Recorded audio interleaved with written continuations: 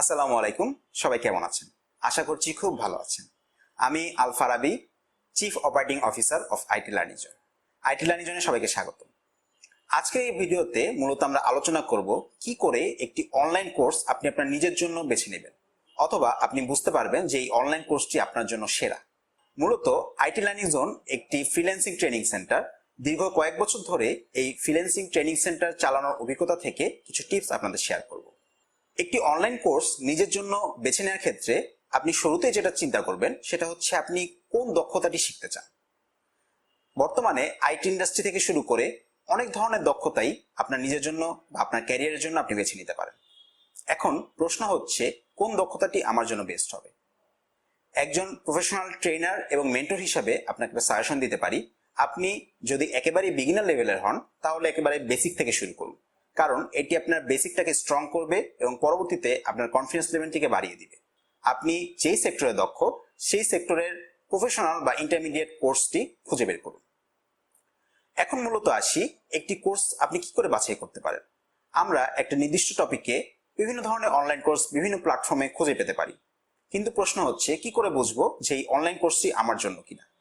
এক্ষেত্রে প্রথম যে টিপসটি আমি আপনাদের সাথে শেয়ার করতে চাই সেটি হচ্ছে যে কোনো দক্ষতাই কিন্তু প্রতিনিয়ত আপডেট হয়। উদাহরণস্বরূপ বলতে পারি, একটা সময় কিন্তু আমরা টাইপরাইটার ইউজ করতাম এবং টাইপরাইটার অনেক প্রয়োজন হতো প্রতিটি অফিসে। এমনও হয় যে কোনো কোনো অফিসে 10 থেকে 20 জন করে টাইপরাইটার থাকতো এবং ওই সময় এমন অনেক ট্রেনিং ইনস্টিটিউট ছিল যারা টাইপরাইটিং প্র্যাকটিস করাতো এবং টাইপরাইটিং ট্রেনিং দিত এবং সেখান থেকে দক্ষ টাইপরাইটাররা বের হতো। কিন্তু এখন কিন্তু আর সেই টাইপরাইটারদের প্রয়োজন নেই। এখন কম্পিউটারের যুগে সবাই একজন ভালো কম্পিউটার অপারেটর খোঁজে। তাই লক্ষ্য করে দেখবেন যে কোনো ইন্ডাস্ট্রিতে, অর্থাৎ আপনি যে ইন্ডাস্ট্রিতে থাকেন না কেন, এটা কিন্তু প্রতিনিয়ত আপডেট হয়। ইন্ডাস্ট্রিতে আপনাকে টিকে থাকতে হলে এবং আপনার ক্যারিয়ারটিকে যদি আপনি আরো দিন দিন আপগ্রেড করতে চান, আপনার নিজের দক্ষতাকে সেক্ষেত্রে আপগ্রেড করতে হবে। তাই যে কোনো ভিডিও কোর্স চয়েস করার ক্ষেত্রে শুরুতে যেটা আপনি লক্ষ্য করবেন সেটা হচ্ছে সেই ভিডিও কোর্সটি তারা আপডেট করছে কিনা অথবা করবে কিনা, এই ব্যাপারটি প্রথমে এনশিওর করে নিন। কারণ আপনি একটি অনলাইন কোর্সে এনরোল করলেন, পরবর্তীতে ইন্ডাস্ট্রিতে নতুন কোনো কিছু চলে আসলো এবং সেটা আপনি এই অনলাইন কোর্সের মাধ্যমে কভার করতে পারলেন না, আপনাকে পুনরায় আরেকটি অনলাইন কোর্স করতে হবে। সেক্ষেত্রে আমি মনে করি এটাই বেস্ট চয়েস হবে যে যেই কোর্সগুলো প্রতিনিয়ত আপডেট হয় সেই কোর্সগুলোকে চয়েস করা। সেকেন্ড যে জিনিসটা আপনারা ফলো করবেন সেটা হচ্ছে মেন্টর সাপোর্ট। যে কোনো কোর্স, সেটা ছোট কিংবা বড়, বেসিক অথবা ইন্টারমিডিয়েট কিংবা প্রফেশনাল যেটাই হোক না কেন, কোর্সটি করার ক্ষেত্রে আপনাকে লক্ষ্য রাখতে হবে আপনি মেন্টর সাপোর্ট পাচ্ছেন কিনা। কারণ সকল কোর্সেই সকল স্টুডেন্টদের কিছু না কিছু সমস্যা হয়ে থাকে। এমন হওয়াটা অস্বাভাবিক কিছু নয়। আপনি কোনো একটা কোর্স করছেন, হয়তো মেন্টর যেভাবে দেখাচ্ছে আপনি ঠিক সেভাবেই করছেন, কিন্তু মেন্টরের আউটপুটের সাথে আপনার আউটপুটটা ম্যাচ হচ্ছে না। সেক্ষেত্রে অবশ্যই আপনার হেল্প লাগবে। সেই হেল্পটা যেন আপনারা পান সেটা আপনারা অবশ্যই এনশিওর করে নেবেন। এক্ষেত্রে একটা জিনিস বলে রাখি, আপনারা সবসময় খুঁজবেন যে লাইফ টাইম মেন্টর সাপোর্ট কোথায় আছে এবং যেই ভিডিও কোর্সগুলো life time mentor support offer করে থাকে আপনি সেই কোর্সগুলো বাছাই করে নিন। আলটিমেটলি এটা আপনার জন্য বেস্ট চয়েস হবে। আর 3 নাম্বার টিপস হিসেবে বলতে পারি ভিডিও কোয়ালিটি। এখানে ভিডিও কোয়ালিটি বলতে অনেক কিছুই আসে, যেমন audio quality, video resolution, but আমি যেটাকে ফোকাস করতে চাই সেটা হচ্ছে আপনি সেই মেন্টর যে জিনিসগুলো শিখাচ্ছে সেগুলো ঠিক মতো শিখতে পারছেন কিনা। এমন হওয়াটা অস্বাভাবিক কিছুই নয়। একজন মেন্টরের কথা আপনি ক্যাচ করতে পারছেন না বা মেন্টর যেভাবে শিখাচ্ছে আপনি ঠিক সেভাবে শিখতে পারছেন না, এতে লজ্জার বা নিজেকে ছোট হওয়ার কিছু নেই। এমন অনেক ক্ষেত্রে হয়ে থাকে, অনেক বড় বড় মেন্টরের কোর্স অনেক ভালো ভালো স্টুডেন্টরাই বুঝে উঠতে পারে না। এতে স্টুডেন্টদের বা ট্রেনিদের কিংবা মেন্টরদেরও কোনো দোষ নেই। সব মানুষ সবার থেকে একইভাবে শিখতে পারে না। তাই অবশ্যই আপনারা যেটা লক্ষ্য করবেন, পুরো একটি সম্পূর্ণ ভিডিও কোর্সের কিছু কিছু ভিডিও তারা ওপেন করে রেখেছে কিনা, যেগুলো আপনি অ্যাজ আ ট্রায়াল দেখে বুঝতে পারেন। যদি আপনি দেখেন যে না তাদের কিছু ভিডিও ওপেন করা আছে, সেক্ষেত্রে আপনি তাদের ভিডিওগুলো খুব মনোযোগ সহকারে দেখবেন এবং বোঝার চেষ্টা করবেন তারা স্পেসিফিক ভাবে ওই ভিডিওতে যা বলতে চেষ্টা করছে সেটা আপনি ধরতে পারছেন কিনা। আর এমন যদি হয়ে থাকে সেই অনলাইন কোর্স প্ল্যাটফর্মটি কোনো ভিডিও ওপেন করে না, সেক্ষেত্রে তাদেরকে আপনি রিকোয়েস্ট করুন মেইলের মাধ্যমে বা তাদের সাথে যোগাযোগ করে এনশিওর করুন যে তারা আপনাকে 3-4টি ভিডিও প্রোভাইড করতে পারবে কিনা, যাতে আপনি দেখে বুঝতে পারেন যে তাদের ভিডিওটি আসলে আপনি বুঝতে পারছেন কিনা। আলটিমেটলি যে কথাটি বলতে চাই, বাংলাদেশের আসপেক্টে অনেক দিক থেকেই আপনি অনলাইন কোর্স করতে পারেন।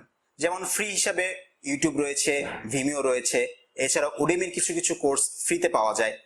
এছাড়াও আপনি উডেমির মতো একটা প্ল্যাটফর্ম থেকে বেশ কম খরচে মাত্র $10 কিংবা $12 বেশ ভালো ভালো প্রফেশনালদের কোর্স কিনতে পারেন।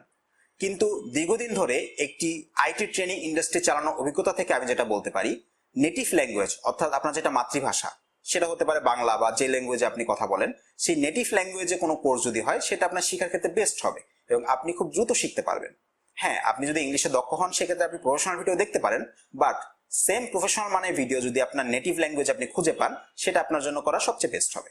যেই 3টি টিপস নিয়ে আমি কথা বললাম, ইউটিউব কিংবা এই ধরনের ফ্রি প্ল্যাটফর্মগুলোতে কিন্তু এই টিপসের অনেকগুলো আপনি মিসিং পাবেন। যেমন আপনি সেখানে লাইফ টাইম মেন্টর সাপোর্ট পাবেন, বাট আপনি সেখানে রিকোয়েস্ট করলে বা কোনো প্রশ্ন বা কোনো পরামর্শ জানালে হয়তো সেখান থেকে আপনি রিপ্লাই নাও পেতে পারেন, বা অনেক সময় ঠিক টাইমে রিপ্লাই পাবেন না। সেক্ষেত্রে আপনার কোর্স করার ডিউরেশনটা কিন্তু বেড়ে যাবে এবং আপনি অনেক সময় কিন্তু ডিপ্রেশনে পড়ে আপনি কোর্সটা মাঝখান থেকে ড্রপ অফ করতে পারেন। তাই আমার পার্সোনাল মতামত, কোনো একটা ভালো ট্রেনিং ইনস্টিটিউট থেকে আপনি অনলাইন কোর্সটি এই 3টি টিপস ফলো করে বেছে নিন। ভিডিওর এই পর্যায়ে সবাইকে একটি সুসংবাদ জানাতে চাই।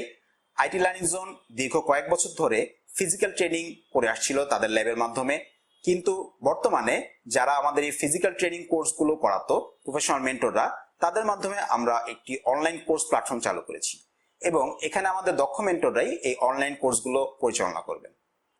এই দীর্ঘ কয়েক বছরের অভিজ্ঞতা থেকে আমরা কিছু জিনিস নোট ডাউন করেছি, কি কি কারণে স্টুডেন্টরা অনলাইন কোর্সের তুলনায় ফিজিক্যাল কোর্সে বেশি আগ্রহী হয়।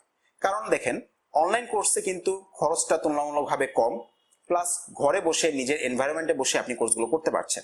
তাহলে কেন কষ্ট করে মানুষ ফিজিক্যাল কোর্সের দিকে আগ্রহী হয়? এই বিশেষ পয়েন্টগুলো নোট ডাউন করে আমরা আমাদের অনলাইন কোর্সগুলোর সাথে সেগুলো ইন্টিগ্রেট করেছি এবং চেষ্টা করেছি ফিজিক্যাল কোর্সের মতো একটা এনভায়রনমেন্ট দেওয়ার জন্য। তাই আশা করছি আপনারা আমাদের অনলাইন কোর্স প্ল্যাটফর্মটি একটু ঘুরে আসবেন এবং এই অনলাইন কোর্স প্ল্যাটফর্ম সম্পর্কে যে কোনো পরামর্শ বা মতামত আমাদের জানাবেন। ইনশাল্লাহ আপনাদের পরামর্শ বা মতামতের উপর ডিপেন্ড করে আমরা আমাদের অনলাইন কোর্স প্ল্যাটফর্ম এবং নির্দিষ্ট কোর্সগুলোকে আরো আপডেট করার চেষ্টা করবো ইনশাল্লাহ। সবাইকে ধন্যবাদ, আশা করি ভালো থাকবেন।